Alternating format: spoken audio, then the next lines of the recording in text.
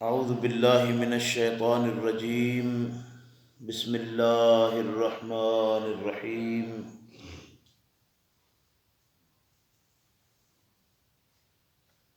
الم تر الی الذین، کیا نہیں دیکھا تو نے طرف ان لوگوں کی، اوتوا جو دیے گئے، نصیباً ایک حصہ، من الکتاب کتاب سے، یؤمنون ایمان لاتے ہیں وہ، بالجبت والطاغوت ساتھ جبت کے اور شیطانوں کے، ساتھ بتوں کے اور شریر قوتوں کے۔ یہ بتوں اور شریر قوتوں سے کیا مراد ہے؟ کل یہ بات عرض کی گئی تھی کہ اقسام شرک میں ایک یہ بھی شرک ہے کہ اپنے آپ کو برتر سمجھا جائے۔ تو اسی طرح آج کے سبق میں بھی اسی کو، چونکہ اگلا مضمون ہے تو اس میں یہ بتایا جا رہا ہے کہ شرک کی قسموں میں ایک یہ شرک بھی ہے کہ لوگ کتاب اللہ رکھنے کے باوجود پھر وہ ان اعمال صفایہ کی طرف بھی بھاگتے ہیں۔ اور وہ اعمال صفایہ کیا ہیں؟ یہ وہ اعمال ہیں جن کا تعلق دھوکہ اور فریب کاریوں سے ہے، جن میں سے بیشتر چیزیں وہ ہیں جو شیطانی قوتیں اور ارواح خبیثہ سے جو تعلق رکھنے والی چیزیں ہیں۔ لوگ اللہ کی کتاب کو پڑھتے ہیں، نام لیتے ہیں، آیات پڑھتے ہیں، اور پھر ان جبت اور طاغوت یعنی شیطانی قوتوں اور ارواح خبیثہ سے کام لیتے ہوئے لوگوں کے ذہن کو ایسا مسخ کرتے ہیں کہ انہی میں ان کو ضم کر کے چھوڑتے ہیں۔ فرمایا کہ الم تر الی الذین، کیا نہیں دیکھا تو نے طرف ان لوگوں کی، اوتوا نصیباً جو دیے گئے ایک حصہ، من الکتاب کتاب سے، یؤمنون ایمان لاتے ہیں، بالجبت والطاغوت جبت اور طاغوت یعنی شیطانوں کے، شیطانوں اور ارواح خبیثہ سے تعلق رکھتے ہیں۔ ویقولون، اور کہتے ہیں، للذین، واسطے ان لوگوں کے، کافروا جنہوں نے انکار کیا، حق ہؤلاء، یہ لوگ زیادہ اہدیٰ ہدایت پر ہیں، من الذین، ان لوگوں سے، آمنوا جو ایمان لائے، سبیلا راہ پر، یعنی جو سیدھے راہ پر ایمان لانے والے ہیں ان سے یہ لوگ زیادہ راہ راست پر ہیں جو اس جبت اور طاغوت کے پیچھے چلے ہوئے ہیں۔ اولئک، یہی لوگ ہیں، الذین، وہ لوگ، لعنہم اللہ، کہ لعنت کی ان پر اللہ نے، یہ لوگ اللہ کی لعنت کے مستحق ہیں جو اس طرح کی شیطانی قوتوں سے کام لینے والے ہیں۔ ومن یلعن اللہ، اور جو شخص کے لعنت کر دے اس پر اللہ، فلن تجد لہ نصیرا، تو اس کے لیے کوئی مددگار نہیں پائے گا۔ ام لہم نصیب، کیا واسطے ان کے کوئی حصہ ہے، من الملک، بادشاہی سے، فَإِذًا، بس اس وقت، یعنی اگر ان کے پاس کوئی بادشاہی جو اللہ کے پاس ہے اس میں سے کوئی ان کے پاس ہوتا، فَإِذًا لَا يُؤْتُونَ النَّاسَ نَقِيرًا، اگر ان کے پاس اس میں سے کوئی حصہ ہوتا تو اس وقت یہ کیا کرتے، یہ لوگوں سے ایک گٹھلی کے شگاف برابر بھی نہ دیتے، ایک نکر برابر بھی نہ دیتے۔ یہ نکر، نکیرہ جو ہے، نکر کیا ہے؟ یہ نکر کہتے ہیں جو کریدنے کی چیز ہوتی ہے نا، معمولی سی چھوٹی سی چیز، جیسے آپ یوں سمجھ لیں جیسے یہ پرانے وقت میں ہماری چکیاں شکیاں جو ہیں ان کو، یا پرانی دوریاں ہوتی تھیں ان کو، جس سے وہ اندر سے کریدتے تھے، معمولی معمولی سوراخ کرتے تھے ہلکے ہلکے، تاکہ وہ اس میں دانے پیسنے میں یا کوئی چیز کوٹنے کی ہے تو اس میں مددگار ہوتے تھے۔ وہ جو معمولی سے اس سے قطرے قطرے چھوٹے چھوٹے دانے نکلتے ہیں نا، ان کو کہتے ہیں، وہ جو نکالنے والی چیز ہے اس کو نکر کہتے ہیں۔ تو اللہ رب کریم ارشاد فرماتے ہیں کہ یہ اتنے بخیل ہیں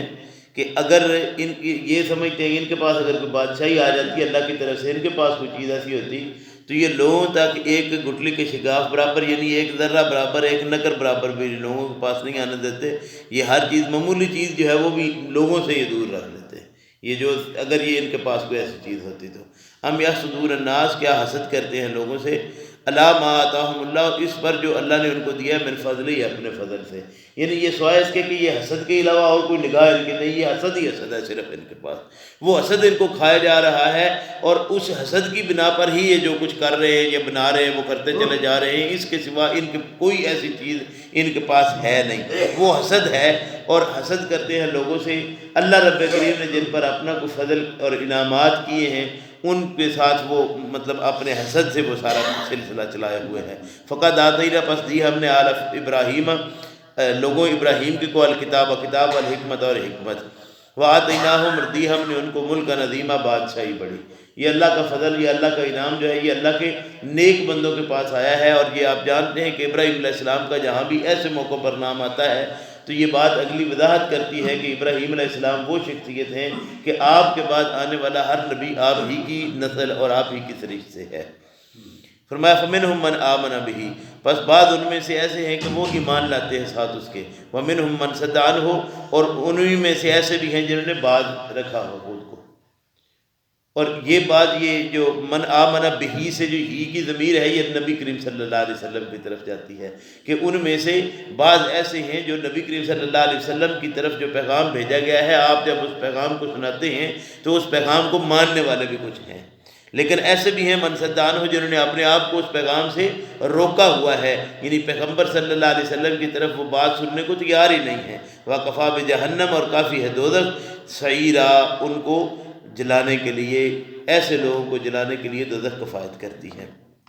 ان الذین، بلا شبہ جو لوگ کافروا، جنہوں نے انکار کیا بآیاتنا، ہماری آیتوں سے، سوف نصلیہم نارا، جلد داخل کریں گے ہم ان کو آگ میں۔ گویا اللہ کی آیتیں اتنی ضروری اور اتنی لازم ہیں ان کو سمجھنا اور ان کے اوپر زندگی اپنی کو گزارنا کہ اگر اس کے مطابق ہم نے زندگی نہ بنائی تو جہنم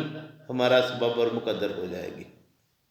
کلما، جب کبھی ناضجت جلودہم، گل جائیں گی جلدیں ان کی، بدلناہم جلودا غیرہا، تو ہم ان کی دوسری جلدوں سے ان کو بدل دیں گے، یعنی یہ جہنم کے عذاب جو ان کو ہوگا تو اس سے جب وہ اوپر ان کی جلدیں ان کی سڑ جائیں گی تو ان کو نکال کر ان کے اوپر دوسری جلدیں چڑھا دی جائیں گی۔ یہ ایک مطلب سختی عذاب کی کا متعلق بتایا جائے، لیذوقوا العذاب، تاکہ یہ عذاب کو چکھے۔ ان اللہ، بلا شبہ اللہ، کان ہے عزیزا حکیمہ، غالب حکمت والا۔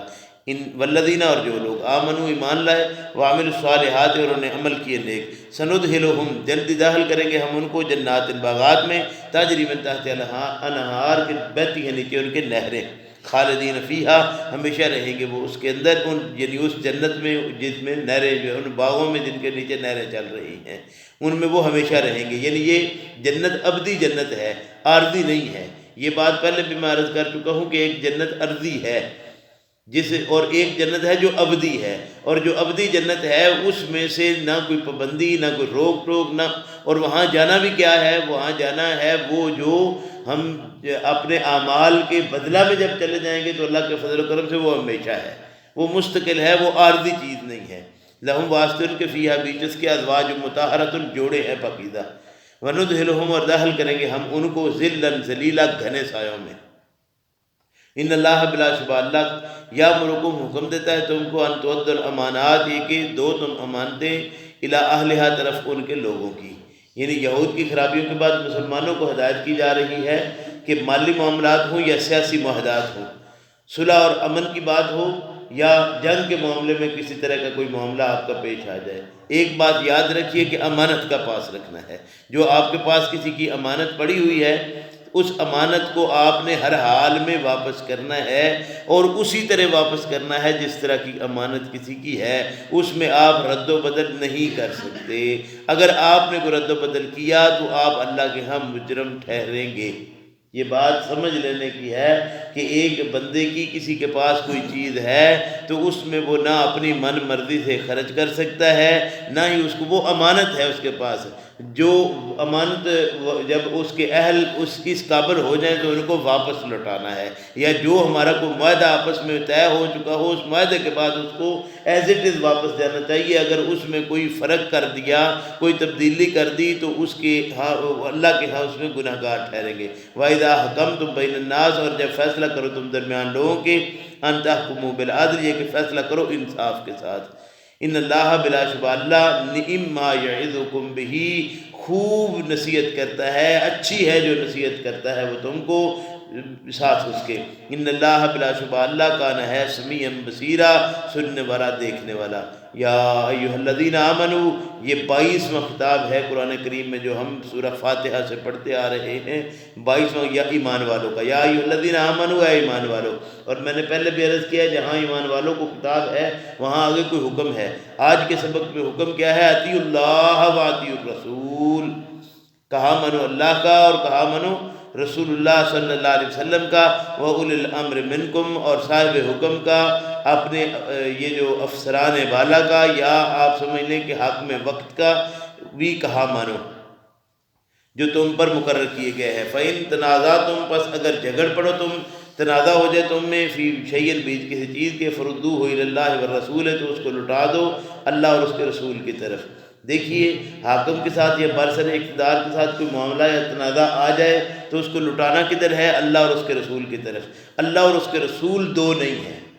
یہ بات یاد رکھنے کی ہے، یعنی اللہ اور رسول کا حکم یا اللہ رسول کا کہا ماننا یہ دو نہیں ہے۔ اللہ کسی کو حکم ڈائریکٹ نہیں دیتا، اللہ حکم دیتا ہے نبی کریم صلی اللہ علیہ وسلم کے ذریعے سے۔ جو نبی کریم صلی اللہ علیہ وسلم کے ذریعے سے حکم آیا ہے وہ اللہ کا حکم ہے، اور نبی کریم صلی اللہ علیہ وسلم کا وہی حکم ہے۔ نہ اللہ کے نبی صلی اللہ علیہ وسلم نے اپنی طرف سے کوئی الگ حکم دیا، نہ ہی اللہ رب کریم نے کوئی علیحدہ حکم دیا ہوا ہے جو مجھے اور آپ کو کوئی الگ حکم اللہ کی طرف سے پہنچ رہا ہے، اور رسول کریم صلی اللہ علیہ وسلم نے کوئی الگ پیغام دیا ہوا ہے۔ یہ کوئی ایسی بات قطعاً نہیں ہے، بلکہ اللہ رب کریم نے واضح فرما دیا، من یطع الرسول فقد اطاع اللہ، جس نے رسول کی اطاعت کی صلی اللہ علیہ وسلم نے، اس نے گویا اللہ ہی کی اطاعت کی۔ اس لیے یہ بات یاد رکھنے کی ہے اور سمجھ لینے کی ہے کہ اللہ اور اس کے رسول کی اطاعت دو اطاعتیں نہیں ہیں، یہ ایک اطاعت ہے۔ یہ جو جن لوگوں نے یہ بات کہی ہے، نعرہ بنایا ہے کہ ہمارے دو اصول ہیں، وہ دو اصول نہیں، اصول ایک ہی ہے۔ اللہ اور اس کے رسول کے دو اصول نہیں، وہ ایک اصول دیتے ہیں۔ اس لیے فرمایا کہ ایک طرف اللہ اور اس کے رسول کا پیغام ہے، دوسری طرف تمہارے جو حاکم ہیں ان کا پیغام ہے۔ اگر ان دونوں کے درمیان کہیں منازعت پیدا ہو جاتی ہے، کوئی معاملہ بن جاتا ہے، تو یہ بات یاد رکھنے کی ہے کہ ایسی معاملے میں اگر کسی جگہ پر کوئی متنازع معاملہ کھڑا ہو جاتا ہے تو آپ کو اللہ اور اس کے رسول کی طرف لوٹنا ہے۔ اللہ اور اس کے رسول آپ کو بتا دیں گے کہ کیا ہے۔ یہ دو الگ الگ چیزیں نہیں ہیں۔ یہ میں بار بار اس لیے عرض کر رہا ہوں کہ لوگ کہتے ہیں کہ یہ دو چیزیں ہیں، دو نہیں ہیں، یہ ایک چیز ہے۔ فرمایا کہ فَإِن تَنَازَعْتُمْ فِي شَيْءٍ فَرُدُّوهُ إِلَى اللَّهِ وَالرَّسُولِ إِن كُنتُمْ تُؤْمِنُونَ بِاللَّهِ، اگر ہو تم ایمان لانے والے اللہ کے ساتھ، وَالْيَوْمِ الْآخِرِ، اور آخرت کے دن کے ساتھ، ذَلِكَ، یہ خیر بہتر ہے، وَأَحْسَنُ تَأْوِيلًا، اور جزا اور انجام کے معاملے میں یہ بات بہت ہی اچھی ہے۔ اللہ رب کریم ہم سب کو اس بات کی سمجھ عطا فرمائے کہ ہم اللہ کی کتاب کو صحیح معنوں میں سمجھتے ہوئے اپنی زندگی کو اس کے مطابق بنائیں۔ ربنا لا تزغ قلوبنا بعد إذ هديتنا وهب لنا من لدنك رحمة إنك